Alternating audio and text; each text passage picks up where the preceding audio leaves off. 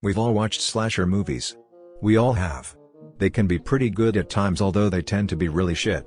We enjoy the thrill and suspense, but most end up falling down the cliché path, making them repetitive, boring and predictable. Here's how you can make your perfect, classic slasher movie.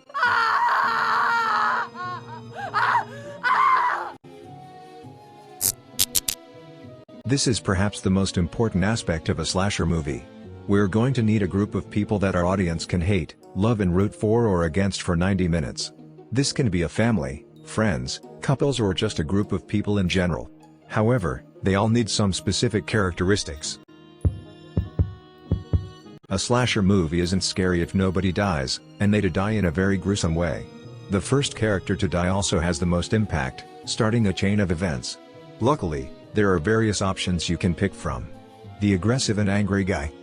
The black dude. The super horny character. These three are always the first to die in their respective movies. Always. They never make it further than halfway through the film, and it's very easy to tell they will indeed be the first since they make the dumbest decisions. We're going to need a main character that the audience can identify with and root for. Sadly, there isn't much choice. There's only one type of protagonist in this type of movies. The protagonist has to be shy, usually humble, though not always, and basically very kept to themselves with almost no useful dialogue. As it progresses, they usually become the most rational character. They always have to make it towards the end of the movie, even if they don't survive, and need to be the hero in some way or another. They're also immortal throughout most of the film, since they have the plot armor.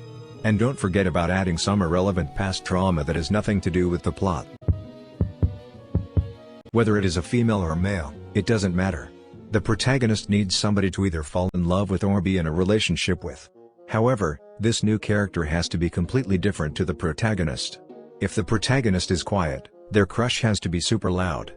If the protagonist is brave, their crush has to be a pussy. The movie should make you wonder why the main character even likes them in the first place. The geek. Pretty self-explanatory. This has to be the most annoying one.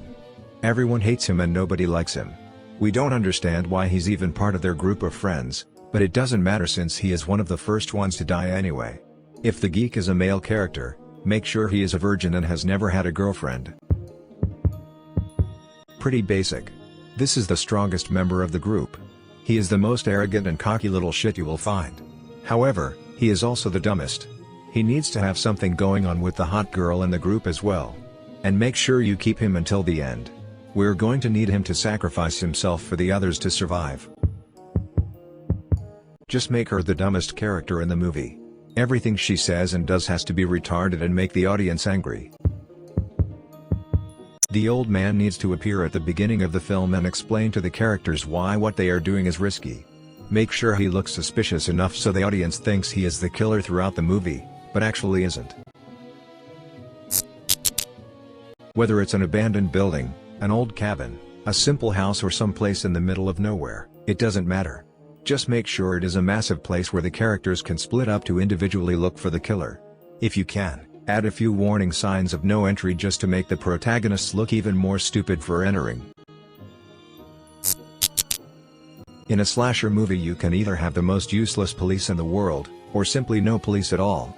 Both options work. If you choose to have police, make sure they appear at the beginning when the killer hasn't revealed themselves yet. Once they briefly check the place and return to their vehicles, it's time for them to be brutally assassinated. If you can't be bothered to have any police in the first place, that's fine. Just make up some dumb excuses as to why they can't call the police. Such as the usual no signal or the even dumber I lost my phone. You hear a knock? Split up. You hear a scream? Split up. You hear anything? Split up. Splitting up is the easiest way to get the characters to die one by one without the others noticing. It also adds a lot of suspense as they search for the killer in extremely slow scenes. Fill the entire movie with jump scares. Start off with innocent ones like a cat, or another character, until you can get more disturbing with maybe someone's head or dead body.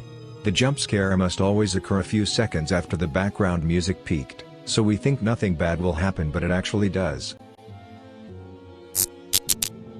To have a successful slasher movie, we need an iconic beast that will chase down the characters until they are all dead. This can be a killer, A monster, a random creature, a doll, or ultimately whatever you want. There are no limits, as long as you make him the most horrifying thing yet seen on TV. Whatever you choose, they shouldn't have the ability to speak, at least until the end when they reveal their sad backstory or whatever. They also has to be painfully slow when chasing the characters. Almost like they can't be bothered. But one way or another, he catches up and brutally ends with their lives. If you choose to end this movie with the protagonist killing the killer, try to find a way for him to survive so you can make a sequel.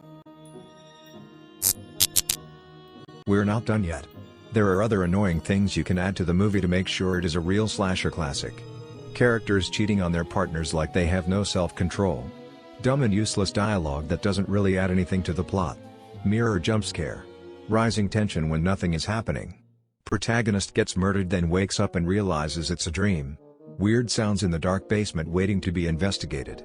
Lights constantly switching out with no explanation. Killer always knows where the victims are. Instead of running away through the front door, go upstairs where you have no escape. Run away from a vehicle on foot. Dropping car or house keys for no reason, then taking forever to pick them up.